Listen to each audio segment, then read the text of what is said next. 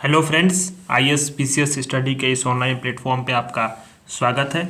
दोस्तों, मैं आपको विजन आईएएस का जनवरी वाला मंथ का मैगजीन भी पढ़ा रहा हूँ और इसी क्रम में मैं आपको इंटरनेशनल रिलेशन की जो चौथे वाले आर्टिकल से यहाँ से मैं शुरुआत करूँगा और इंटरनेशनल रिलेशंस के जो पूरे आर्टिकल्स हैं उसको आज हम लोग ख़त्म करने की पूरी कोशिश करेंगे। और आपको बता दूं दोस्तों, मैं आपको विजन आईएएस का जो PT 365 है प्रीलिम्स के लिए, उसमें मैंने पॉलिटी और जो है आपका इकोनॉमिक्स दोनों खत्म करा दिया है। कल से आपकी इन्वायरमेंट वाली क्लास भी शुरू हो रही है, तो जिनको प्रीलिम्स देना है वो PT 365 पे विशेष तौर पे फोकस करेंगे। ठीक है, तो अपने आर्टिकल्स को स्टार्ट करते हैं। तो आर्टिकल जो चौथा है, भारत रूस संबंध, इसके बारे में बात की गई है। तो सुर्खियों में क्यों रहा है कि दिसंबर 2023 में जो भारत के विदेश मंत्री हैं श्री एस जयशंकर जी, इन्होंने रूस की जो है ऑफिशियल यात्रा की थी और भारत और रूस ने तीनों ने यहाँ पे जो है भारत और रूस ने 3 दस्तावेजों पे यहाँ पे हस्ताक्षर किए थे, 3 जो है डॉक्यूमेंट्स पे साइन किए गए। और इसमें से एक जो है कौन सा दस्तावेज का, उसका नाम क्या है, प्रोटोकॉल ऑन द कंसल्टेशन। ये इस दस्तावेज का नाम है, एक उसमें से प्रोटोकॉल ऑन द कंसल्टेशन। तो जो भारत और रूस की जो प्रमुख ऐतिहासिक घटनाएं हैं, तो यहाँ पे उसकी कुछ एक फ्लोचार्ट बना करके दिया हुआ है, तो उसको हम लोग देखते हैं क्रम वाइज।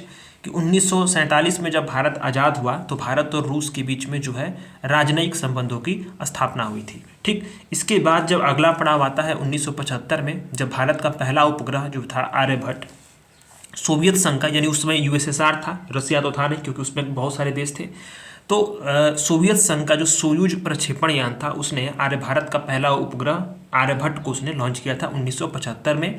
इसी समय भारत में इमरजेंसी भी लगी थी। ठीक है, आपको ध्यान देना। इसके बाद 1988 में एक बहुत महत्वपूर्ण पड़ाव आया भारत और यूएसएसआर के संबंधों के बीच में, जब कुड़नकुलम परमाणु ऊर्जा संयंत्र समझौता संपन्न हुआ था।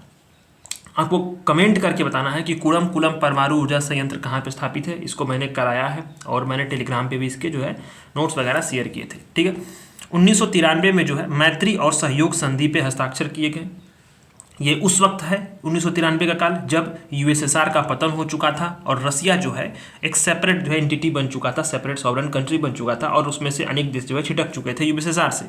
ठीक, और भारत में भी इस वक्त जो है क्या हुआ था, एलपीजी रिफॉर्म्स हुए थे, एलपीजी रिफॉर्म्स। ठीक, तो इसी समय जो है मैत्री और सहयोग संधि हस्ताक्षर की गई थी 1993 में, 2 वर्ष के बाद 1991 के। ठीक है, अच्छा, सन 2000 में भारत रूस में रणनीतिक साझेदारी पे घोषणा की गई। ठीक है, स्ट्रैटेजिक पार्टनरशिप पे, और वार्षिक शिखर सम्मेलन यहाँ पे आयोजित होने शुरू हो गए थे। 2010 में विशेष और विशेषाधिकार प्राप्त रणनीतिक साझेदारी घोषणा की गई और 2021 में पहला भारत रूस 2+2 मंत्री स्तरीय संवाद यहाँ पे आयोजित हुआ, जिसमें रक्षा और विदेश मंत्री जो है दोनों देशों के आकर के आपस में चर्चा करते हैं और द्विस्तरीय जो भी मुद्दे होते हैं, जो भी साझेदारियाँ होती हैं, उसको यहाँ पे निपटाया जाता है, उनको जो है वहाँ पे साइन किए जाते हैं, एग्रीमेंट्स होते हैं। तो ये प्रमुख जो है ऐतिहासिक घटनाक्रम है, इसको आपने देख लिया।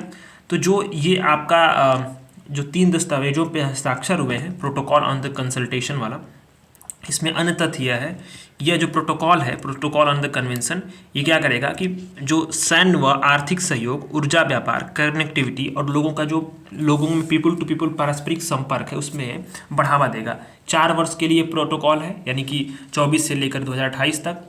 और इसी जो यात्रा के दौरान जो भारत की यात्रा के जो की थी भारत के विदेश मंत्री ने, तो भारत ने रूस के जो कुड़नकुलम परमाणु ऊर्जा संयंत्र है उसमें संबंधित 2 दस्तावेजों पे भी साइन किए हैं। और इसके अलावा जो है दोनों देश जो है भारत और रूस, उन्होंने फार्मास्यूटिकल्स और स्वास्थ्य देखभाल में भी एक जो है समझौता ज्ञापन यानी कि MOU पे जो है साइन किया है। ठीक, ये बात है।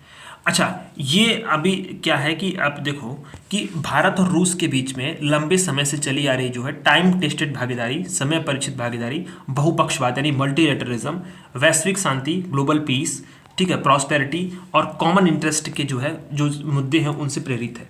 मतलब टाइम टेस्टेड भागीदारी क्या होता है कि समय के अनुसार जो भी बदलाव आ रहे हैं, समय की आवश्यकताओं के अनुसार हमारी भागीदारी बढ़ रही है। ठीक है, ये बात है। तो आप समझो कि भारत और रूस के जो सहयोग है उसके प्रमुख क्षेत्र क्या हैं, उनके प्रमुख जो क्षेत्र हैं तो उसके महत्व क्या हैं। तो ये सवाल मेंस में बन सकता है कि भारत रूस संबंधों के प्रमुख सहयोग क्षेत्र और उसके महत्वों की चर्चा कीजिए। ठीक है, तो आपको कैसे लिखना है इसमें, तो इसमें जैसे इसने फ्लो चार्ट बना दिया है, जैसे भारत रूस संबंध, भारत रूस और संबंध आपने हेडिंग डाल लिया, उसके आप नीचे एक फ्लो चार्ट बनाइए जिसमें 4-5 पॉइंट लगाइए और यहाँ लिखिए रक्षा और सुरक्षा सहयोग, उसके नीचे पॉइंट बना के लिख सकते हैं। ऐसे ही अंतर्राष्ट्रीय बहुपक्षीय सहयोग लिखिए और उसके नीचे 5-7 पॉइंट लिखिए। ऐसे आप जो है फ्लो चार्ट बना सकते हैं और ये दर्शाएगा कि भारत और रूस के बीच में किन किन क्षेत्रों में कैसा कैसा सहयोग और संबंध है। ठीक, तो रक्षा और सुरक्षा के क्षेत्र में देखें तो जो रूस है वो भारत के लिए क्या है, मेन सप्लायर के रूप में काम करता है। रक्षा जो उपकरण है, जो भी रक्षा उपकरण है, जो भी सारी रक्षा संबंधी ज़रूरतें होती हैं वो क्या है कि जो रूस से ही भारत अधिकतर आयात करता है और सबसे बड़ा जो है आपूर्तिकर्ता भी है रूस। और यहाँ जो ज्वाइंट रिसर्च हो गया, डेवलपमेंट हो गया, प्रोडक्शन हो गया, इन सारी चीज़ों के लिए जो है दोनों देश आपस में एक दूसरे से बेहतरीन तरीके से सहयोग करते आ रहे हैं। और ये आज़ादी के बाद से भारत जो है रूस और भारत के बीच में रक्षा सहयोग जो है वो काफ़ी बेहतरीन रहा है। उदाहरण के लिए ब्रह्मोस मिसाइल प्रणाली भी है, S-400 की आपूर्ति भी हुई थी, T-9 टैंकों हैं, ठीक है, Su-30 MKI लाइसेंस में, ये सब तमाम चीज़ें क्या हैं, राइफल्स हैं, ब्रह्मोस मिसाइल है, इन सारी चीज़ों पे जो है भारत और रसिया के बीच में बेहतरीन संबंध है और सारी रक्षा उपकरण जो है भारत ने प्राप्त भी किए हैं। ठीक, अभी एक इम्पॉर्टेंट बात यहाँ पे है कि 2021 से 2031 तक जो है सैन्य तकनीकी सहयोग कार्यक्रम पर भी मार्गदर्शन जो है ये प्राप्त हो रहा है, समझौते हुए हैं। ठीक, और इंदिरा नामक द्विपक्षीय सैन्य अभ्यास किसके बीच में होता है, तो दोनों देशों की तीनों सेनाएं भाग लेती हैं। तो ये आपको ध्यान देना है, ये इंद्र नामक जो सैन्य अभ्यास है ये बहुत कंफ्यूजिंग है, ये आप लोग पक्का गलत कर दोगे। अगर रसिया, मतलब समझो कि अगर रसिया नहीं पता होता तो आप लोग पता नेपाल ऑप्शन होता, श्रीलंका होता, भूटान होता, तो सब लोग आप लोग वही लगा जाते, क्योंकि इंद्र क्या है, ये द्विपक्षीय सैन्य अभ्यास है जिसमें जो है आपका थल सेना, जल सेना और वायुसेना तीनों जो है दोनों देशों की सेनाएं भाग लेती हैं। और ये इंद्र नामक द्विपक्षीय सैन्य अभ्यास है भारत और रसिया के बीच में। किस प्रकार से अंतर्राष्ट्रीय और जो बहुपक्षीय सहयोग है रसिया और भारत के बीच में, तो आप समझो जो भारत की जो यूएनएससी में स्थायी सीट की डिमांड है, ठीक है, यूनाइटेड नेशन सिक्योरिटी काउंसिल में जो भारत परमानेंट मेंबर बनना चाहता है, और परमाणु आपूर्तिकर्ता जो समूह है, ठीक है, न्यूक्लियर सप्लाई ग्रुप, इसके जो ग्रुप की सदस्यता के लिए भारत की क्या करता है, दावे का समर्थन करता है। ठीक, अभी जो है कि बहुत सारे जो अन्य जो रीजनल ऑर्गेनाइजेशंस हैं और अनेक मंच हैं जहाँ पे भारत और रूस के बीच में बेहतरीन साझेदारी और रणनीतिक साझेदारी है और बेहतरीन बॉन्डिंग में, जैसे ब्रिक्स हो गया, SCO हो गया, इन सारे जो अंतर्राष्ट्रीय बहुपक्षीय सहयोग संगठन है यहाँ पे भी भारत और रसिया के बीच में बेहतरीन साझेदारी है। ठीक है, INSTC जो है ये कनेक्टिविटी परियोजना, जैसे कि international north south transport corridor, इसमें भी है एक कनेक्टिविटी योजनाएं भी हैं। अंतर्राष्ट्रीय आतंकवाद के खिलाफ भी ये भारत और रूस निर्णायक रूप से एक दूसरे के साथ सहयोग करके काम करते हैं। और अफगानिस्तान मुद्दों पे भी भारत जो है रसिया का सपोर्ट करता रहा, रसिया भारत का सपोर्ट करता रहा, एक दूसरे के सहयोग करते रहे। व्यापार और आर्थिक में देखा जाए तो आप समझो कि 2021-22 में जो द्विपक्षीय व्यापार है वो $13.2 बिलियन का था। द्विपक्षीय व्यापार का लक्ष्य 2025 तक हमें $30 का रखा हुआ है। ठीक, तो ये बहुत बेहतरीन है। अच्छा, ये आपको ध्यान देना है कि हमें जो है द्विपक्षीय निवेश को 2025 तक $50 बिलियन का रखा गया है लक्ष्य, यानी कि द्विपक्षीय व्यापार हमारा 2025 तक $30 बिलियन हो और द्विपक्षीय जो निवेश हो रहा है वो क्या हो, $50 बिलियन हो। ऐसी बात यहाँ पे की गई है। सहयोग के अन्य क्षेत्रों में जो परमाणु ऊर्जा है वहाँ पे, यानी जो परमाणु ऊर्जा का जो अप्रसार है उसके संबंध में भारत ने जो है शांतिपूर्ण उपयोग के लिए जो परमाणु का ऊर्जा का उपयोग होता है उसके लिए साझेदारी मजबूत की है और ये काम भी कर रहा है। कुडनकुलम परमाणु योजना जो है इसका उदाहरण भी है। ठीक, भारत और रूस ने जो असैन्य परमाणु सहयोग के लिए बांग्लादेश के साथ एक त्रिपक्षीय, यानी कि भारत, रसिया और बांग्लादेश ने त्रिपक्षीय सहयोग भी यहाँ पे एक त्रिपक्षीय जो है यहाँ पे समझौते भी किए हैं, सहयोग भी किए हैं। किस लिए, असैन्य परमाणु जो समझौता ये होता है कि उस परमाणु जो संयंत्र होगा या उसका इस्तेमाल जो होगा, तकनीक होगा, उसका सैन्य के मामले में न इस्तेमाल होगा बल्कि ऊर्जा के क्षेत्र में उसका इस्तेमाल होगा। ये सारी बातें हैं। ठीक है, तो ये चीज़ें हैं। अच्छा, आपने ये देख ही लिया, आर्यभट्ट को प्रेषित किया था रसिया ने। ठीक, और विज्ञान और प्रौद्योगिकी के क्षेत्र में क्या है कि भारत और रूस के संबंध जो है बेसिक साइंस के साथ साथ जो है विश्वविद्यालयों में भारतीय रूसी नेटवर्क, आर्कटिक अंटार्कटिक अनुसंधान, इन सारे क्षेत्रों में रिसर्च के साथ साथ जो है अनेक प्रकार के सप्लाई चेन की जो बाधाएं आ रही हैं उसमें सहयोग कर रहे हैं। इसके अलावा आप लोग लिख लीजिए सप्लाई चेन की जो बाधाएं आ रही हैं वर्तमान में। एक सेकेंड यार, हाँ, देखो सप्लाई चेन की जो बाधाएं आ रही हैं उसमें सहयोग कर रहे हैं, ठीक। जो भी अंतर्राष्ट्रीय तौर पे मुद्दे उभरते हैं रसिया का और भारत के बीच में सहयोग वहाँ पे होता है, ठीक। इसके साथ साथ जो है ग्लोबल साउथ के जो आवाज़ है उसमें भी रसिया ने बेहतरीन तरीके से कोऑर्डिनेट किया है ग्लोबल साउथ के देशों के साथ, ठीक। इसके साथ साथ जो है मिनरल्स और अन्य जो डेटा है, अन्य जो रॉ मिनरल्स हैं और इसके बाद प्रोडक्शंस हैं, अन्य प्रकार के जो खनिज, जो दुर्लभ खनिज हैं, ठीक है, जो क्रिटिकल मिनरल्स हैं, उसमें भी प्रोडक्शन में रसिया ने भारत का सहयोग किया है और भारत को आमंत्रित किया है कि आप आकर यहाँ पे अन्वेषण करें, इनोवेशंस में स्थापित करें, इन्वेंशंस करें और आपका जो है ये हमारे साथ जो साझेदारी को इंटीग्रेट करें। 3I का उसने कॉन्सेप्ट भी दिया है। तो ये सारी चीज़ें हैं। तो इतने सारे क्षेत्रों में भारत और रसिया के बीच में जो है आपका सहयोग है। हालांकि बहुत सारी चुनौतियां भी हैं, भारत और रूस के संबंधों में बहुत सारी चुनौतियां हैं, ठीक। चुनौतियां हैं तो ऐसे में चुनौतियां, ये मेंस का टॉपिक है जिसमें आपको यह लिखना पड़ सकता है। अगर आपको यह सवाल पूछे कि आलोचनात्मक जो है आप आलोचनात्मक मूल्यांकन करें तो भी आपको चुनौतियां लिखनी पड़ती हैं, या चुनौतियां तो पूछता ही है, ठीक। तो चुनौतियां बहुत ज़रूरी होता है। किसी भी जो टॉपिक है उसको आप लोग जरूर उसका नेगेटिव पॉइंट्स जरूर देखा करें और उसके बाद उसकी आगे की राह, हमारा सॉल्यूशंस क्या है, ये मेंस के टॉपिक हो सकते हैं, ठीक है। तो अभी आप समझो कि भारत और रूस के समक्ष कौन कौन सी चुनौतियां हैं। तो रक्षा संबंधी चुनौती पहले आती है जिसमें भारत को रक्षा आधुनिकीकरण, जो विविधीकरण और काटसा के तहत जो है यूएसए के प्रतिबंधों से बचने के लिए क्या करना पड़ता है, भारत को अपनी रक्षा आपूर्ति को कम करने की आवश्यकता है। क्यों? क्योंकि आप समझो मैंने इसको पढ़ाया हुआ है कि देखो अरे भारत क्या है, अभी वर्तमान में जिस तरह से भारत जो है 3 तरह से जो है ये अपने थ्रेट को फेस कर रहा है। एक तरफ से चाइना, एक तरफ से पाकिस्तान, दूसरी तरफ से आतंकवादी भी आ रहे हैं और भारत की लंबी समुद्री सीमा भी है, यहाँ से भी चुनौतियाँ पेश हो रही हैं। तो ऐसे में भारत को रक्षा विविधीकरण, रक्षा के आधुनिकीकरण के लिए उसमें विविध तरीके से उसमें उपकरणों को लाना है, आधुनिक बनाना है समय की जरूरतों के अनुसार। ऐसे में जो है रसिया के साथ डिपेंडेंसी बढ़नी चाहिए। पर यहीं पर एक एंगल आता है कि यूएसए ने काटसा प्रावधान ला दिया, ठीक। अब काटसा प्रावधान किस लिए लाया था कि इसको 2017 में यूएसए ने लाया था। 3 देश यानी रसिया पे और ईरान पे और नॉर्थ कोरिया पे इन 3 देशों पे लगाम लगाने के लिए, ये प्रतिबंध करने के लिए अधिनियम को लाया था काटसा में, ठीक। अब ये इससे होता क्या है कि इससे जो विरोधी है उसको अपना, वो जो रसिया यूएसए है उसको प्रतिसंतुलित करता है, उसको बैलेंस करता है, ठीक। जब होगा क्या कि अगर इन 3 देशों से जिसका व्यापारिक संबंध रहा, रक्षा संबंध रहा और अधिक संबंध रहा तो उसको जो है प्रतिबंध लगा देता है अमेरिका। जब अमेरिका प्रतिबंध लगा देता तो बहुत सारी चुनौतियां सामना करनी पड़ती है उन्हीं देशों के साथ। ऐसे में होता क्या है कि जो बहुत सारे ईरान और नॉर्थ कोरिया और रसिया के साथ जो बहुत से देश जो थे वो साथ छोड़ के चले गए क्योंकि उन्हें प्रतिबंध से बचना था, ठीक। तो ऐसे में जो है भारत ने जब S-400 के जब परचेज की थी तो उस वक्त भी जो है क्या हुआ था कि काटसा के साथ जो है बहुत सारे अमेरिकी सेनेट में आवाज़ उठी कि काटसा के साथ भारत को भी प्रतिबंधित किया जाए। पर उस वक्त मजबूरी क्या थी अमेरिका की कि उसने संशोधन किया और बोला कि नहीं, भारत को इसमें प्रतिबंध नहीं कर सकते क्योंकि भारत के साथ हमारा जो संबंध इस वक्त बहुत जरूरी है, यानी कि चाइना को बैलेंस करने के लिए भारत के संबंध जरूरी हैं। ऐसे में भारत जो है उसका लाभ उठा करके उसने S-400 परचेस कर लिया। वरना जो हालात में शीत युद्ध के समय जो हालात थे, शीत युद्ध के समय अगर उस स्थिति में होते, अगर हमने और S-400 हमने परचेस किया होता तो आज हम अमेरिका की जो है बैन नीति का जो है झेल रहे होते, उसको काटसा के तहत हम प्रतिबंध झेल रहे होते, ठीक है। तो ये चीज़ें हैं। तो अमेरिका का सब प्रतिबंध है वो एक तरह से क्या है कि रसिया और भारत के संबंधों में सबसे बड़ी चुनौती है अमेरिका के साथ जो है उसके जो प्रतिबंध नीति है और अनेक प्रकार के जो है उसके विरोधियों को सांधने की जो संतुलन करने की जो नीति है वो एक सबसे बड़ी चुनौती है। जो वर्ल्ड ऑर्डर चेंज हो रहा है उस तरह से जो भी है उस वक्त से भी भारत और रसिया के बीच के संबंध में चुनौतियां आ रही हैं। जैसे कि जिस प्रकार से यूएसए और चाइना जो है क्या कर रहे हैं, यूएसए और चाइना कंटेस्ट कर रहे हैं एक दूसरे को। जिस तरह से ट्रेड वार चल रहा है, कल ही मैंने आपको बताया था कि ट्रेड वार भी है किस पे, चाइना और यूएसए के बीच में।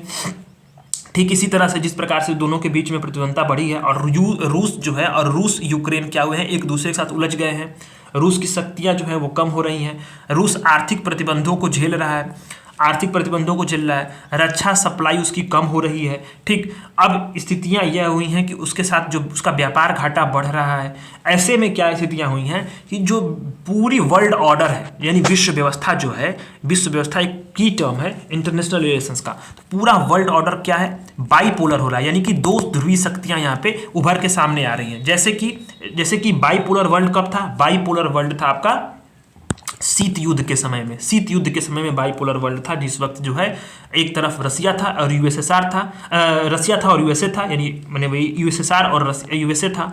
अब वही स्थितियां जब यूएसएसआर का पतन हुआ, तब उस वक्त क्या हुआ, यूएसएसआर के पतन के साथ ही जो है मल्टीपोलर वर्ल्ड का उभार हुआ था, मल्टीपोलर। लेकिन वर्तमान में कोविड के बाद से अब स्थितियां बदली हैं, विश्व व्यवस्था जो है वो क्या है, फिर से वही बाइपोलर के स्थिति पे जा रही है, जहाँ पे एक तरफ चाइना होगा, एक तरफ यूएसए होगा, यही जो है स्थितियां बन रही हैं। तो ऐसी व्यवस्था भी क्या है कि ये भारत और रसिया के संबंधों के बीच में जो है एक तरह से बाधा बनेगी। ठीक, एक चीज। अच्छा, भू सामरिक हितों का विस्तार भी हो रहा है, जैसे जैसे क्या है कि अब समझो कि क्षेत्रीय शक्ति से वैश्विक शक्ति जैसे भारत बन रहा है, तो उसके जो भू सामरिक हित हैं वो भी बढ़ रहे हैं। तो हिंद महासागर, दक्षिण एशिया से आगे बढ़ रहे हैं। तो होता क्या है कि यूरेशियाई क्षेत्र में जब आते हैं तो भी वहाँ पे रूस से तनावपूर्ण संबंध हो जाता है कई बार। जैसे कि इंडो पैस, जब से देखिए आपको मैं उदाहरण दे रहा हूँ, यहाँ पे नहीं दिया है, मैं उसको उदाहरण दे रहा हूँ। जैसे कि क्वाड की जब बैठक हुई थी, क्वाड की बैठक हुई थी, जिसमें जो है क्या बोला गया कि जो हिंद महासागर है, ठीक है, इंडो पैसिफिक शब्द यूज किया गया था, इंडो पैसिफिक, यानी कि इंडो पैसिफिक, हिंद महासागर और पैसिफिक महासागर के बीच में सहयोग जो है, इंडो पैसिफिक शब्द जो है, इंडो पैसिफिक रीजन यानी इंडियन ओशन और पैसिफिक ओशन का रीजन था, उसके लिए समूह किया गया। तो जो इंडो पैसिफिक शब्द जो है, यहाँ पे बताया कि इंडो पैसिफिक क्षेत्र में मुक्त आवागमन होगा, सिक्योरिटी चैलेंजेस को हम लोग टैकल करेंगे। जब ये चीजें बात की गई क्वाड में, तो ठीक उसी वक्त रसिया का क्या रिप्लाई आया था, आपको मतलब नहीं पता हो तो मैं आपको बता दूं, रसिया ने बोला था कि जो इंडो पैसिफिक शब्द है ये अपने आप में ही एक तरह से दुर्भावनापूर्ण शब्द है, और यहाँ इंडो पैसिफिक की जगह आपका होना चाहिए क्या, इंडो पैसिफिक की जगह वो बात करता है एशिया पैसिफिक शब्द का, एशिया पैसिफिक शब्द का। ठीक है, तो ये क्या है कि जिस तरह से अब ये क्या दर्शाता है कि जैसे जैसे भारत की स्थितियां मजबूत हो रही हैं, भारत के जो संबंध जो है वो डाइवर्सिफाई हो रहे हैं, भारत के साथ यूएसए के संबंध बन रहे हैं, अन्य देशों का संबंध, तो वहां पे रसिया भी एक तरह से जो है, एक तरह से उसे रोकने का, प्रतिसंतुलित करने की कोशिश करेगा। क्योंकि आप समझो कोई भी देश जो होता है उसके अपने इंटरेस्ट होते हैं, कोई भी देश के क्या होता है, नेशनल इंटरेस्ट होते हैं, और इंटरनेशनल रिलेशंस के जो सभी जो आयाम होते हैं, इंटरनेशनल रिलेशंस में जो भी कदम उठाए जाते हैं वो सिर्फ और सिर्फ नेशनल इंटरेस्ट को ध्यान में रखते हुए देश अपने उठाते हैं। ठीक है, तो यही बात है। अच्छा, अब आता है कि पश्चिम की ओर झुका, जैसे बताया ना मैंने कि जैसे जैसे भारत का जो झुकाव हो रहा है यूरोपीय देशों के साथ, अमेरिका के साथ, तो वहाँ भी इस तरह से फिर रसिया के साथ संबंध चुनौतीपूर्ण होते जा रहे हैं। आर्थिक चुनौतियाँ भी हैं, दोनों देशों के बीच में व्यापार घाटे हाई हैं, और बहुत सारे जो है विनियामकी घाटे हैं, नॉन टैरिफ जो बैरियर्स हैं वो भी कई सारे आ रहे हैं। जैसे आप समझो कि रूस द्वारा भारत को जो निर्यातित चाय को फल और सब्जी के रूप में वर्गीकृत करते हैं। ठीक है, तो इस कारण क्या होती है कि बहुत सारे प्रतिबंध झेलने पड़ जाते हैं। अभी क्या है कि हाल ही में, लेकिन एक चीज़ ये है कि जो तेल खरीद हुई है जब कोविड के बाद, और जब यूक्रेन और रसिया के बीच में वार चला है, तो थोड़ा सा चीज़ें जो है वो डाइवर्सिफाई हो रही हैं और ठीक ठाक हुई हैं। तो ऐसे में हमें आगे करना क्या चाहिए, हमें जो है हथियारों का ज्वाइंट प्रोडक्शन करना चाहिए, ज्वाइंट कोऑपरेशन के तरीके से जो है कोऑपरेट करके हमें उत्पादन करना चाहिए, रक्षा आपूर्ति का मॉडर्नाइजेशन कर देना चाहिए, मेक इन इंडिया को बढ़ावा देना चाहिए। अच्छा, इसके साथ साथ जो है लॉजिस्टिक सपोर्ट्स के साथ साथ जो है क्रिटिकल मिनरल्स, अन्य मिनरल्स की जो अन्वेषण है, उसकी खोज है, सप्लाई चेन है, इस पर हमें ध्यान देना चाहिए। जो हमारे संबंध हैं उसको रक्षा से हटा करके अन्य क्षेत्रों में डाइवर्सिफाई करना चाहिए। जिस तरह से आर्थिक निर्भरता बढ़ेगी वो क्या होगा, हमारे लिए बेहतरीन होगा। हमें जो है रूल बेस्ड इंटरनेशनल सिस्टम की तरफ जो है हमें बढ़ना चाहिए। जो रीजनल ऑर्गेनाइजेशन जैसे ब्रिक्स हो गया, एससीओ हो गया, ये मल्टीलेटरल जो बहुपक्षीय जो संस्थान है, जो मंच हैं, वहाँ पे भारत और रसिया को कोऑपरेट करके नए जो तरीके हैं वहाँ वो उसको अपनाना चाहिए। अभी मैंने कल आपको PT 365 में बताया था कि ब्रिक्स देश जो हैं वो क्या है, वो अपनी एक नई करेंसी लाने वाले हैं। नई करेंसी क्या करेगी, डी डॉलराइजेशन, यानी कि डॉलर की जो प्रभुत्व है उसको कम करेगी, और वो नई करेंसी में व्यापार जो होगा वो क्या करेगा, वो उन देशों पर डॉलर की निर्भरता को भी कम करेगी। तो इस तरह से जा सकते हैं। ठीक, व्यापार का विविधीकरण करना चाहिए। ठीक, अब इसके साथ क्या है कि पूर्वी समुद्री गलियारे का परिचालन करना चाहिए, बहुत इंपॉर्टेंट है। चेन्नई से व्लादिवोस्तोक तक ये जो प्रस्तावित समुद्री मार्ग है उससे लॉजिस्टिक कनेक्टिविटी में सुधार होगा। प्राइवेट सेक्टर की भागीदारी को दोनों देशों में बढ़ाना चाहिए, और हमें करना चाहिए कि जो बायलैटरल और जो रीजनल जो मुद्दे हैं उसको हमें व्यापक करना चाहिए। उस सहयोग में वैश्विक शांति स्थिरता पे जो है हमें नए एक जो मंच है उसका और लायबिलिटी है उसको हमें पूरा करना चाहिए। ठीक है, तो ये बातें हैं। उम्मीद है आपको ये कंटेंट पसंद आया होगा प्रेजेंट करने का, और बाकी कंटेंट तो विजनाइज के ही हैं। तो भारत और इटली के संबंध हमें देखना है, ये बहुत इंपॉर्टेंट है ये भी वाला भी आर्टिकल, कि केंद्रीय मंत्रिमंडल ने भारत और इटली के बीच में जो प्रवासन है और आवाजाही का समझौता है उसको मंजूरी प्रदान कर दी है। यानी भारत और इटली के बीच में प्रवासन और आवाजाही समझौते को मंजूरी प्रदान की है केंद्रीय मंत्रिमंडल ने। ठीक है, ये बातें हैं। अब ये इसके बारे में हमने पढ़ना है तो हमें थोड़ा डिटेल में जानना पड़ेगा इसको क्या होता है। तो आप समझो कि जो भारत और इटली के बीच में संबंध हैं वो भी काफ़ी डाइवर्सिफाइड रहे हैं। तो जो समझौते हुए हैं प्रवासन और आवाजाही समझौता, इसके लाभ क्या होंगे पहले थोड़ा सा इस पर डिस्कस कर लेते हैं। तो हमारा जो पीपल टू पीपल कनेक्टिविटी है ये बढ़ेगी। अभी क्या है कि इटली और भारत के बीच में पीपल टू पीपल कनेक्टिविटी थोड़ा सीमित है अन्य यूरोपीय देशों के मुकाबले। तो पीपल टू पीपल कनेक्टिविटी बढ़ेगी, छात्र जाएंगे, कुशल कामगार जाएंगे, उद्यमी जाएंगे, युवा जाएंगे, पेशेवर जाएंगे। तो आवाजाही जब बढ़ेगी तो क्या होगा कि जो व्यापार है, जो हमारी कनेक्टिविटी है, हमारे जो पीपल टू पीपल कनेक्टिविटी है, सप्लाई चेन है, आर्थिक संबंध हैं, व्यापारिक संबंध हैं, वो कहीं ना कहीं इंक्रीज करेंगे। ठीक है, दोनों देशों में जो है अनियमित प्रवासन के सहयोग में बढ़ोतरी भी होगी। जिस तरह से अनियमित अनरेगुलेटेड जो प्रवासन होते रहते हैं वो उस पर रोक लगेगी। तो समझौते के प्रमुख प्रावधान जो हुए हैं, प्रावधान में ये है कि जो प्रशिक्षण मान लो प्राप्त कर लेते हैं कोई भारतीय छात्र तो 12 महीने तक जो है इटली में वहाँ पे अस्थायी या माने अस्थायी तौर पे वहाँ पे रह सकते हैं। इटली ने जो मौजूदा फ्लो डिक्री है उसके तहत 23, 24, 25 के लिए नॉन सीजनल और सीजनल भारतीय कामगारों के लिए कोटा भी आरक्षित कर दिया है। 5 साल तक समझौता रहेगा और फिर जो है अपने ऑटोमेटिक जो है ये रिन्यू होता रहेगा। ठीक है, लेकिन इसमें इसको कभी मतलब चाहे दोनों पक्षकार जो है उसको समाप्त भी कर सकते हैं। इतना फ्लेक्सिबिलिटी यहाँ पे दी गई है। तो आपको कभी भारत और इटली संबंध लिखना हो ना तो इंट्रो में आप ये लिखना, भारत और इटली दोनों ही प्राचीन सभ्यताएं हैं और मसालों के व्यापार के लिए उपयोग में लाए जाने वाले मार्ग के जरिए जो है 200 वर्षों से अधिक हमारा जो है एक दूसरे के साथ संपर्क और व्यापार भी रहा है। और हालांकि स्वतंत्रता बाद से जो है भारत और इटली के बीच में आधुनिक राजनीतिक संबंध जो है वो 1947 में स्थापित हुए थे। ठीक है, तो ये आप इंट्रो बहुत बेहतरीन है, इसलिए मैंने उसको ग्रीन हाईलाइट किया, बहुत बेहतरीन है। अब हमारा बात आता है कि जो इटली और जो भारत है उसके बीच में सहयोग के अन्य क्षेत्र कौन कौन से। तो टेक्नोलॉजी पे बात करो। टेक्नोलॉजी क्या है कि यह समझौता आप इस पे एक बना है, विज्ञान और प्रौद्योगिकी पे समझौता 1978 से है। और ये क्या है, India Trento programme for the advance research, इसका एक आधार भी बन गया है। अंतरिक्ष क्षेत्र में हाल ही में इटालियन जो स्पेस एजेंसी है और इसरो, इसके भी जो संयुक्त घोषणा पत्र इस पर हस्ताक्षर भी हुए हैं। और प्रवासी समुदाय को देखा जाए तो सबसे बड़ी बात देखा जाए तो इटली में जो भारतीय समुदाय है यूरोप में भारतीयों का तीसरा बड़ा सबसे बड़ा प्रवासी समुदाय है। पहले स्थान पे जो है यूके है, दूसरे पे नीदरलैंड, तीसरा जो है इटली है। ठीक, तो ये चीज़ें हैं। भारत और इटली के बीच में कौन कौन से क्षेत्र हैं जिस पे जो है हमारे बीच में संलग्नता है। तो जाहिर सी बात है कि यहाँ बात होगी जब जाहिर सी बात है जब हम भारत और इटली के बीच में जब संबंधों की बात करेंगे तो वहाँ राजनीतिक संबंध आएंगे।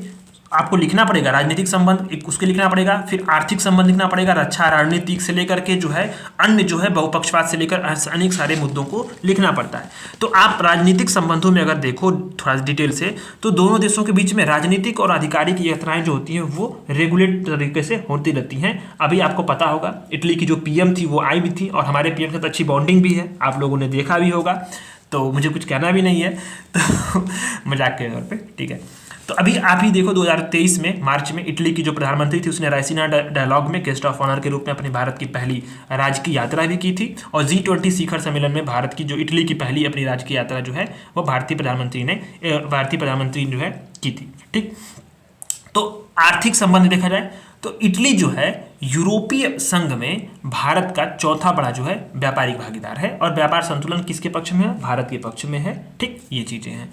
भारत और रक्षा संबंध देखा जाए, भारत और इटली के बीच में रक्षा संबंध, तो भारत इटली सैन्य समूह जो है MCG दोनों देशों के बीच में रक्षा सहयोग को बढ़ाने के लिए एक मंच है, स्थापित मंच है। इसने भारत और इटली ने 2023 में रक्षा सहयोग समझौते पर हस्ताक्षर भी किए हैं। इसका उद्देश्य एकमात्र यही है कि सुरक्षा और रक्षा नीति और रक्षा औद्योगिक सहयोग जैसे जो डाइवर्स जो रक्षा क्षेत्र है उसमें सहयोग को हम बढ़ावा दें।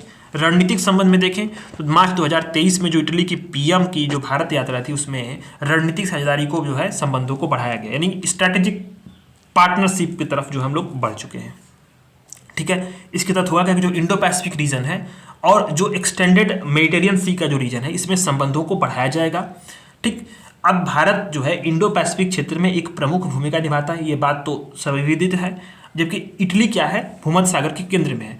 तो क्या हुआ इंडो पैसिफिक की ओर जो है जाना है और हमें जो है इंडो पैसिफिक की तरफ से और मेडिटेरियन सी के संबंध में जो तरफ जो है बीच में संबंधों को बढ़ाना है, तो हमें क्या करना पड़ेगा कि जो इटली है, इटली को जो है एक पुल के तौर पे, नेचुरल ब्रिज के तौर पे उसको जो है यूज करना पड़ेगा और संबंध जो है हमें उससे बढ़ाने चाहिए। ठीक है, तो दो है, आपको ध्यान देना है कि इटली और भारत के जो संबंध है वो कहीं ना कहीं इंडो पैसिफिक रीजन और एक्सटेंडेड मेडिटेरियन सी के रीजन की जो वजह से भी बेहतरीन जरूरत है दोनों एक दूसरे की, कि आपको जो है संबंधों को डाइवर्सिफाई करके मजबूत किया जाए। ठीक, चीन की बेल्ट एंड रोड का जो इनिशिएटिव है BRI, उससे हटना भी है, मतलब चाइना और इटली हट भी चुका है, तो ये बहुत बड़ी जीत है भारत की। ये बहुत बड़ा मुद्दा बना था जब BRI से इटली ने अपने कदम पीछे हटा लिए थे, और ये नई दिल्ली और इटली के बीच में, रोम के बीच में जो है जो बढ़ते संबंध हैं, जो बेहतरीन कनेक्टिविटी बढ़ी है, वैश्विक कनेक्टिविटी बढ़ी है, साझा लक्ष्य हैं, वो एक दूसरे की आवश्यकताओं के अनुरूप जो है इन चीज़ों को दर्शाते हैं कि जो है इटली ने BRI से अपने कदम को वापस ले लिए चाइना की। ठीक है, बहुपक्षवाद भी देखा जाए तो इटली ने वासेनार व्यवस्था में, देखें बहुपक्षवाद नहीं मल्टीलैटरलिज्म में, इस तरह पर देखा जाए तो इटली ने वासेनार व्यवस्था और ऑस्ट्रेलिया समूह में जो भारत का प्रवेश था उस पर समर्थन भी किया था। ब्लू रेमन परियोजना, ठीक है, इसके केंद्र में क्या है कि इटालवी कंपनी है, इसमें सबमरीन केबल के जरिए जो है डिजिटल डेटा का ट्रांसफर किया जाएगा, भूमध्य सागर और हिंद महासागर को कनेक्ट करेगी, इसमें भी जो है ये भी बहुत डाइवर्सिफाइड है। अभी जो भारत का द्वारा जो प्रायोजित, भारत ने जिसको शुरू किया था इंटरनेशनल सोलर अलायंस, ठीक है, इसमें आईमेक, अभी ऊपर आपने पढ़ा ना आईमेक के बारे में, और वैश्विक जो है जैव ईंधन गठबंधन जो है ग्लोबल बायोफ्यूल्स अलायंस, जैसे भारत की जो पहल है इनका इटली ने समर्थन किया। यानी कि जो हमारे संबंध हैं वो एक दूसरे के साथ जो संबंध है वो कहीं ना कहीं और आगे बढ़ रहे हैं। अभी आपको इंटरनेशनल सोलर अलायंस में जो टेलीग्राम ज्वाइन किया होगा, तो मैंने आपको बताया था कि इंटरनेशनल सोलर अलायंस जो है इसमें अभी मैंने कल ही इसको शेयर किया टेलीग्राम पे, तो टेलीग्राम आप लोग ज्वाइन जरूर करिएगा। वहाँ से क्या होगा कि वहाँ से चीज़ें आपको अपडेट होती रहती हैं जो करंट की न्यूज़ होते हैं। ठीक है, तो माल्टा ने इंटरनेशनल सोलर अलायंस में जो शामिल हुआ है, तो माल्टा ने इसको शामिल करने वाला 119वां देश बन चुका है इंटरनेशनल सोलर अलायंस में। ठीक है, तो आपको ध्यान देना इंटरनेशनल सोलर अलायंस को भारत और फ्रांस द्वारा ज्वाइंट रूप से जो है 30 नवंबर 2015 को शुरू किया गया था UNFCCC के जो है COP21 के अवसर पे। ठीक, तो ये आपको ध्यान देना है। और आपको माल्टा जब बात कर रहा हूं, तो जब माल्टा बात कर रहा हूं तो ये क्या है, इटली का जो है, ये समझ लेना इटली के दक्षिण में ही ये माल्टा का जो लोकेशन है, मैंने मैप भी शेयर किया हुआ है, तो माल्टा जो है इटली के जो दक्षिण में, साउथ में ही भूमध्य सागर में एक द्वीपीय राष्ट्र है, द्वीपीय राष्ट्र। ठीक है, इसमें 3 द्वीप हैं, एक तो माल्टा में जो है 3 द्वीप आते हैं, एक है आपका गोजो, उसका नाम होता है गोजो, फिर माल्टा और कैमिनो माल्टा, तो 3 द्वीप आते हैं, तो आपको ध्यान देना इसमें।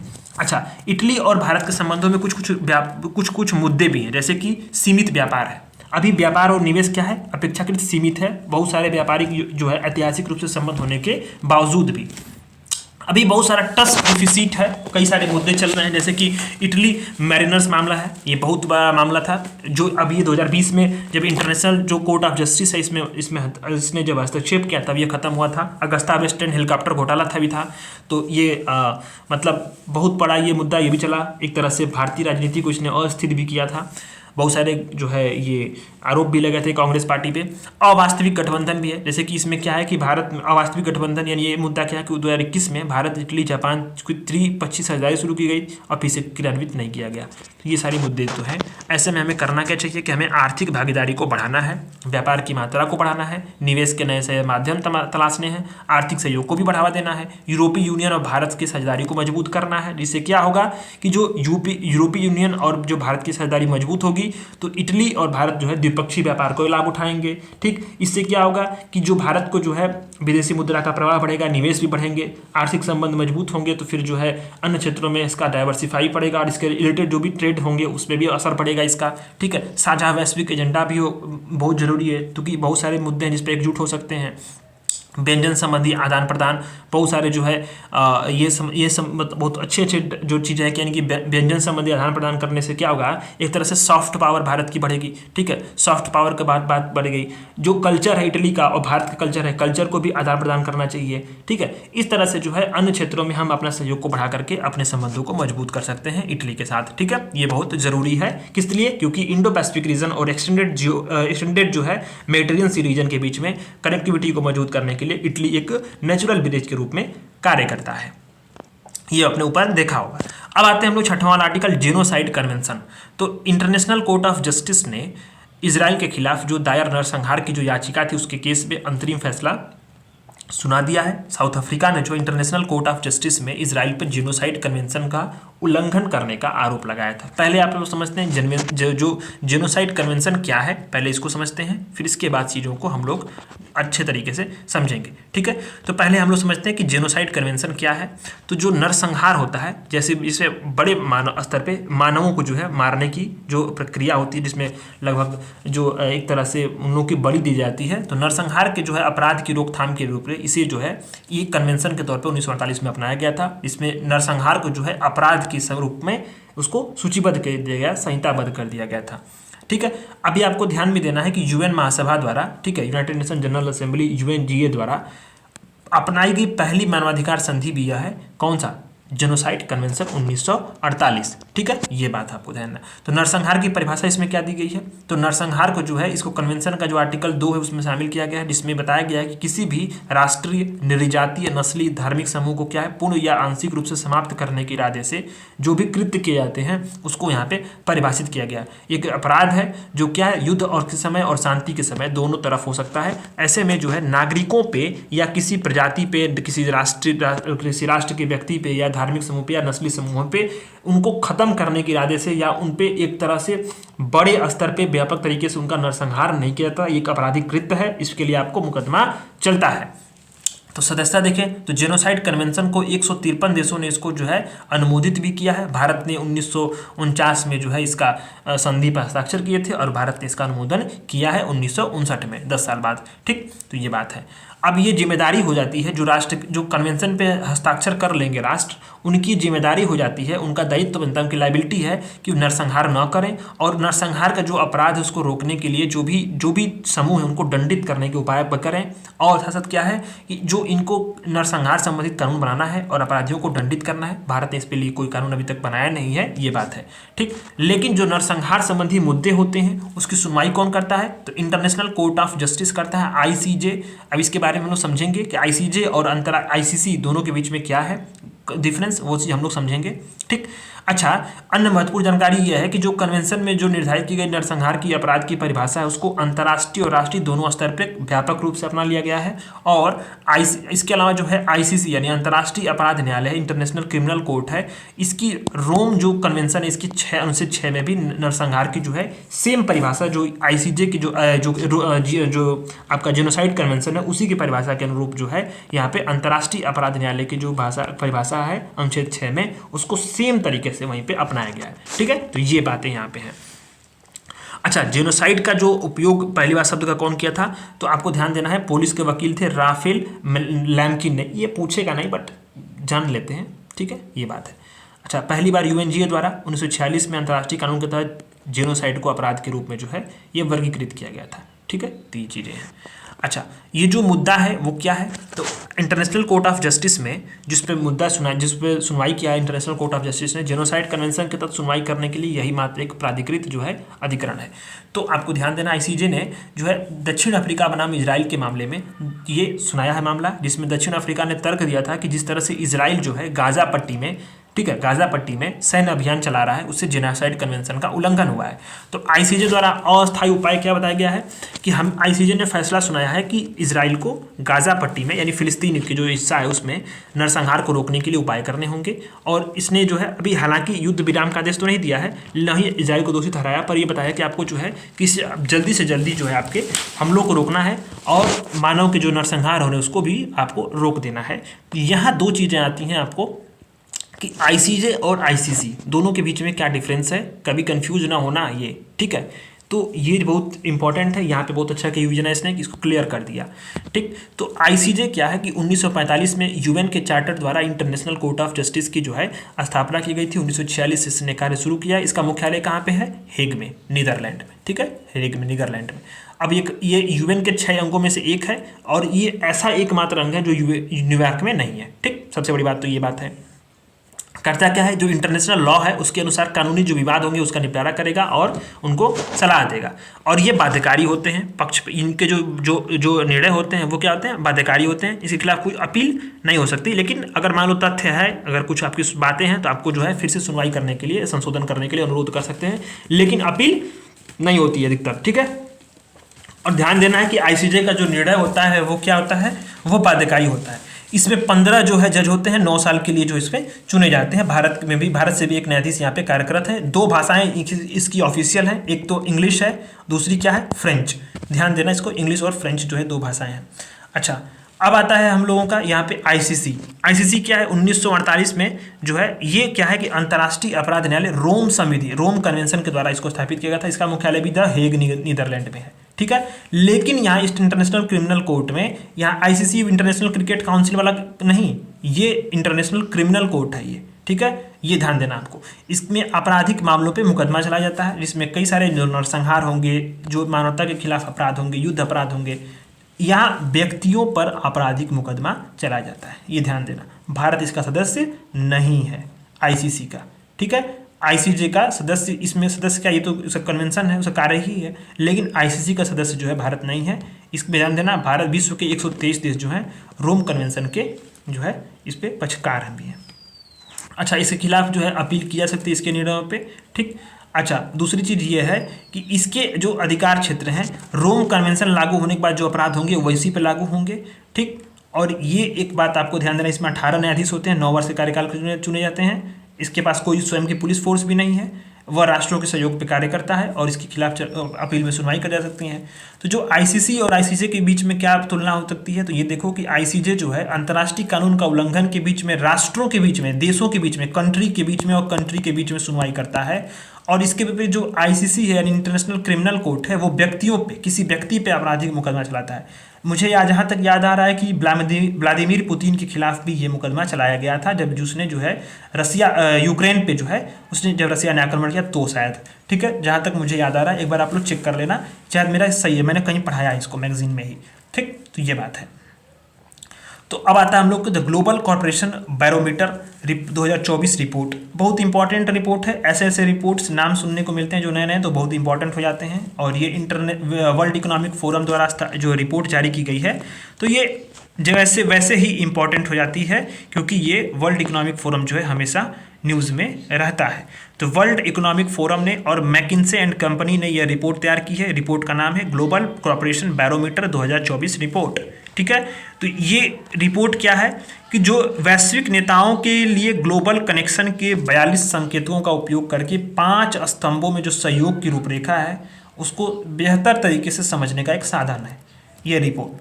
अब इसके बारे में थोड़ा सा डिटेल में जानते हैं। इसमें डिटेल में ये जानना है कि आपको जो ये ग्लोबल कॉर्पोरेशन बैरोमीटर जो रिपोर्ट है 2024, ये क्या बताती है कि जो देशों के बीच में जो वैश्विक नेता हैं उन्होंने अपने जो भी अपने जिसका रिप्रेजेंट कर रहे हैं कंट्री का, उनके कंट्रीज़ के बीच में वैश्विक नेताओं के संबंध में अन्य जो क्षेत्रों के बीच में 2012 से लेकर के 2022 तक किस प्रकार से सहयोग को स्थापित किया है। अन्य एक सारी जो चुनौतियाँ आई हैं वैश्विक चुनौतियों से निपटने के लिए, इसी का ये टेस्टिंग करती है। 5 पैरामीटर्स हैं ये चीज़ें। ठीक है, 5 स्तंभ हैं, इस पर जो है ये बात करती है 5 स्तंभों में। ठीक, वर्ल्ड इकोनॉमिक फोरम की ये रिपोर्ट है। ठीक, तो यहाँ पे आप देखो ये क्या करती है, 5 स्तंभों को जो वैश्विक विकास पर इनके जो प्रभाव हैं, विश्व के जो अलग अलग देश हैं और अर्थव्यवस्था उनके बीच में कितना जो भी सहकारी प्रयास हुए हैं, कितनी उनकी निर्भरता रही है, जो सभी व्यावसायिक और सरकारी हितधारक हैं उन्होंने किस तरह से 2012 से 2022 के बीच में सहयोग किया है, इस पर यहाँ पे बात की गई है।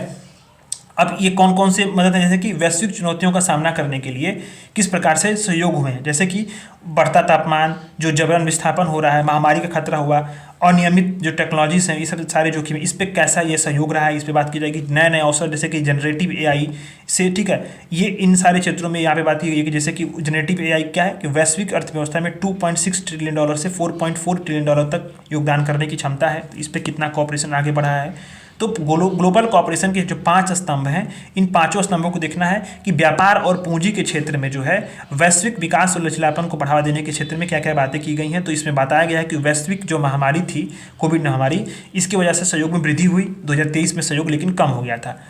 इसके संबंध में क्या है कि जो भू राजनीतिक टेंशंस हैं, नए नए प्रतिबंध हो रहे हैं, ये भविष्य की राह को क्या बनाते हैं, अनिश्चित कर रहे हैं। नवाचार और तकनीक के क्षेत्र में क्या हुआ है कि जो नवाचार और तकनीक के क्षेत्र में जो ये है कि डेटा और बौद्धिक संपदा का आदान प्रदान ने जो अंतर्राष्ट्रीय छात्रों की आवाजाही जो ने 2020 तक सहयोग को बढ़ाया। लेकिन जब क्या हुआ कि जब वर्क फ्रॉम होम हुआ तो क्या हुआ कि जो है कि अनेक प्रकार की समस्याएं तो हुई थी, लेकिन आप ये समझो कि वाइट कॉलर वर्कर के लिए जो है ऑफिस से दूर रहकर घर से काम करने से जो है व्यापक अवसर भी मिला था, डेटा में प्रवाह में निरंतर वृद्धि भी हुई, आईटी सेवाओं को बल मिला था। लेकिन नए प्रश्न भी खड़े हुए हैं, क्या?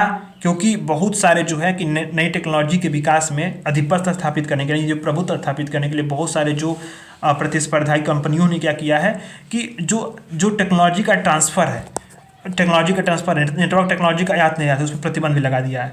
सेमीकंडक्टर के व्यापार को सीमित भी कर दिया, सोशल मीडिया प्लेटफॉर्म कुछ प्रतिबंधित भी किए गए हैं। इससे क्या हुआ है, सीमा पार पेटेंट की हिस्सेदारी में गिरावट भी आई है। तो ये क्या हुआ है कि जो साझेदारी हो रही है नवाचार तकनीक में, ये गिर गई है। ठीक, जलवायु और प्राकृतिक पूंजी के क्षेत्र में क्या बात हुई है, तो ये समझो कि उत्सर्जन में वृद्धि तो हो ही रही है, लेकिन यह सहयोग जो संबंध था और जो प्रतिबद्धताएं थी उसमें सहयोग लगातार बढ़ा है। अच्छा, Glasgow financial alliance for net zero जैसे समूह ने भी क्या है कि यहाँ पे निजी क्षेत्र में सहयोगाएँ बढ़ी हैं, मतलब निजी क्षेत्र की जो प्रतिबद्धताएं थी, सहयोग थी, वो कहीं ना कहीं इंक्रीज हुई हैं। और पिछले दशक में जो जीडीपी के सापेक्ष उत्सर्जन है उसमें सुधार भी हुआ है। लेकिन अभी आपको बहुत, यह सुधार क्या करना है, यह अभी आपको बहुत आगे राह तय करनी है। यह सुधार जो है विश्व भर में जो भी विद्युतीकरण हुई है उसके क्षेत्र में प्रगति दर्शाता है, भारी उद्योग में कमी दर्शाता है, और जो रिन्यूएबल एनर्जी सोर्स हैं उनकी जो हिस्सेदारी बढ़ रही है उसको यह शो करता है। स्वास्थ्य और कल्याण के क्षेत्र में देखा जाए तो मातृ मृत्यु में पिछले 3 दशकों में पहली बार यहाँ पे वृद्धि भी की गई है, दर्ज की गई है। तो ये समस्या हो रही है एक तरह से। ठीक, तो अभी आपको ध्यान देना कि WHO की जो महामारी तैयारी संधि है वो क्या है, अंतर्राष्ट्रीय सहयोग में प्रगति का प्रमुख उदाहरण है, लेकिन 2024 में इस पर विचार किया जाएगा। शांति और सुरक्षा के संबंध में देखा जाए तो जबरन विस्थापित लोगों की संख्या में वृद्धि हुई है, साइबर हमलों में बढ़ोतरी हुई है, और हाल में जो संघर्ष हो रहे हैं इससे क्या हो रहा है कि मौतों में वृद्धि हुई है। ठीक, तो ऐसे में जो यह रिपोर्ट क्या बताती है कि वैश्विक सहयोग को बढ़ावा देने के लिए कौन कौन से उपाय करने चाहिए। तो वैश्विक सहयोग को बढ़ावा देने के लिए ये आपको ऐसे भी याद करने जरूरी थे, क्योंकि आप जब मान लो लिख लिया आपने, कोई क्वेश्चन आया जिसमें आपने लिखा कि जो वैश्विक जो चुनौतियाँ हैं विश्व के सामने उससे कैसे निपटेंगे आप। इससे लगातार राष्ट्रों के बीच में हमले हो रहे हैं, जो संप्रभुता है उसका उल्लंघन हो रहा है, राष्ट्रों का आत्मनिर्णय का अधिकार का उल्लंघन हो रहा है। ऐसे सवाल अगर पूछ दे, जो ग्लोबल कोऑपरेशन है उसमें कमी आ रही है, तो आपको क्या लिखना पड़ता है कि हमें जो है कैसे वैश्विक सहयोग बढ़ाना है।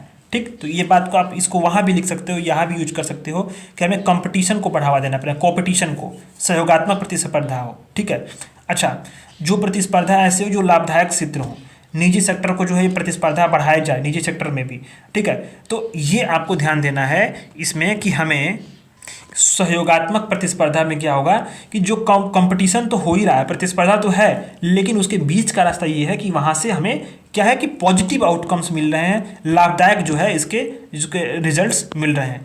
प्रबंधन की क्षमताओं को हमें बढ़ाना चाहिए, जैसे कि जो भी अंतर्राष्ट्रीय संबंध हैं, जो जियोपॉलिटिकल जो रियलिटीज़ हैं, व्यापार में जो इस प्रकार से जो समस्याएं और उसके निहितार्थ को समझने के लिए जो भी वैश्विक जो चुनौतियां हैं उसको क्या करना चाहिए कि हमें उसको सॉल्व करने के लिए जो प्रबंधन की क्षमताएं हैं, जो मैनेजमेंट की पोस्ट हैं, उसके लिए योग्यताएं तय करके हमें क्या करना चाहिए कि कॉर्पोरेशन के सेक्टर में उन्हें अलग से प्रशिक्षित करना चाहिए। ये बात यहाँ पे नोट कर लेना एक चीज़ को, विविधता के लाने यानी हमारे डाइवर्सिफाई करना है, हमें विविधता लानी है, न कि एलिनेशन यानी अलग अलग होने की, अलगाव की जो प्रवृत्ति है उसको बढ़ावा न दे करके हमें डाइवर्सिफाई करना है, विविधता लानी है। ठीक है, समावेशी व्यापार प्रणाली और अर्थव्यवस्था को बढ़ावा देना। जैसे जब भारत ने मेक इन इंडिया को शुरुआत की तो बहुत सारे देश ऐसे थे जिन्होंने इसको दुष्प्रचारित किया कि ये भारत क्या है, अपना जो है खुद की तरफ बढ़ रहा है, मतलब अपने जो है ये अपने जो क्या बोलते हैं कंपटीशन को कहीं ना कहीं वो प्रभावित करेगा।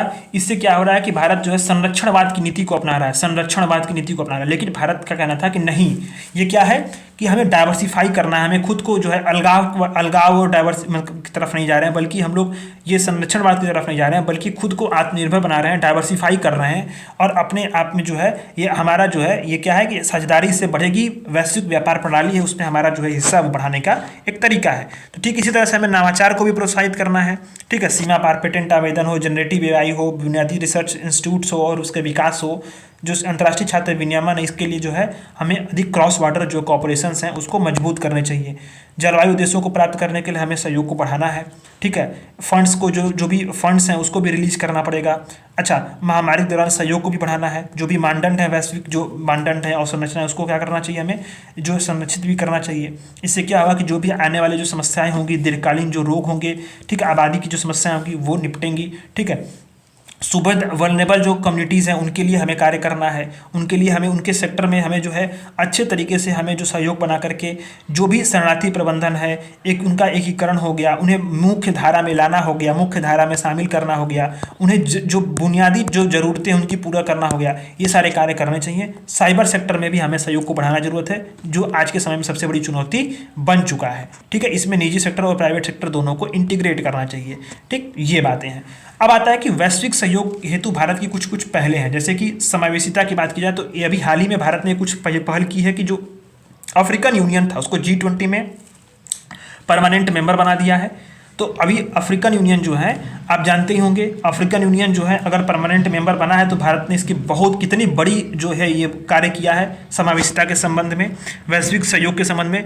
जलवायु कार्रवाई के लिए क्या है कि जो ग्रीन ग्रोथ पोर्ट डिक्लेरेशन है यह क्या करता है, जलवायु कार्रवाई के लिए एक रोड मैप प्रदान भी करता है, जिसमें रोजगार पारिस्थितिकी तंत्र के एक दूसरे के पूरक भी हैं, जिसमें खपत के दौरान क्या किया जाएगा, पर्यावरण का ध्यान रखा जाएगा और उत्पादन प्रक्रिया को जो है उसको पर्यावरण के और जो है सतत विकास के अनुकूल इसको बनाया जाएगा। वैक्सीन मैत्री कार्यक्रम भारत ने चलाया, जिसमें कोविड वैक्सीन की आपूर्ति की महामारी से निपटने के लिए। इंटरनेशनल सोलर अलायंस भी बढ़ाया, जिससे कि जो रिन्यूएबल एनर्जी है, सौर ऊर्जा, उसको बढ़ावा दिया जाए। One sun one world one grid की पहल को भी बढ़ावा दे रहा है। नेट कार्बन जीरो उत्सर्जन का जो 2070 का एक लक्ष्य भारत ने रखा है। ठीक इसी तरह से जो है वैश्विक आतंकवाद पे भी, यहाँ पे लिख लो आप, वैश्विक आतंकवाद के खिलाफ मुहिम भारत ने छेड़ा। ठीक इसी के साथ साथ जो है ग्लोबल सप्लाई चेन में जो बाधाएं आ रही थी उसके खिलाफ जो है बहुत सारे प्रस्ताव भी आईमेक्स से लेकर के अनेक जो है अनेक जो सप्लाई चेन के जो नए रास्ते विकल्प खोजा। ठीक इसी तरह से जो है रीजनल कोऑपरेशन को बढ़ावा देने के लिए भारत कार्य कर रहा है लगातार। तो ग्लोबल साउथ की आवाज़ बनने के लिए जो है भारत लगातार काम कर रहा है। तो अनेक ऐसे पहल हैं जिसने भारत ने सहयोग स्थापित किए हैं और वैश्विक सहयोग हेतु लगातार पहलें कर रहा है। तो इस तरह से ये जो आर्टिकल्स होते हैं ख़त्म हो गए हैं सारे। और आज की क्लास में, कल की क्लास में हम लोग इकोनॉमिक्स शुरू करेंगे और उससे पहले जो है ये छोटे छोटे जो न्यूज इन शॉर्ट्स हैं उसको हम लोग 4-5 हैं उसको हम लोग उसी 15-20 मिनट में कंप्लीट कर लेंगे। कल से इकोनॉमिक्स शुरू होगा और 2-3 दिन में इकोनॉमिक्स खत्म होने के साथ साथ जो सीधे हम लोग सीधे साइंस एंड टेक और इन्वायरमेंट को खड़ा करके ये मैगजीन को खत्म कर देंगे। हालांकि मैं आपको फिर से बता दूं, ये जो कंटेंट है सीधे सब रिपीट होंगे कहाँ पे, आपकी जो PT 365 जो अपडेटेड वाली आएगी जनवरी से लेकर अप्रैल वाली, उसमें अपडेटेड होंगे। अगर उसमें ये चीज़ें कुछ छूट जाती हैं मैगजीन में तो बिल्कुल टेंशन मत लेना, क्योंकि यही रिपीटेड कंटेंट PT 365 में आने वाले हैं। तो जो प्रीलिम्स के लिए लोग हैं ना, प्रीलिम्स जिनको देना है उनके लिए PT 365 कराना बहुत ज़रूरी है। ठीक है, तो आपका कोई कंटेंट नहीं छूटेगा, सिर्फ आप फॉलो करते रहिए पूरे चैनल को, एक एक चीज़ इसमें से कंप्लीट हो जाएगी। ठीक है, टेंशन ना लीजिएगा। धन्यवाद।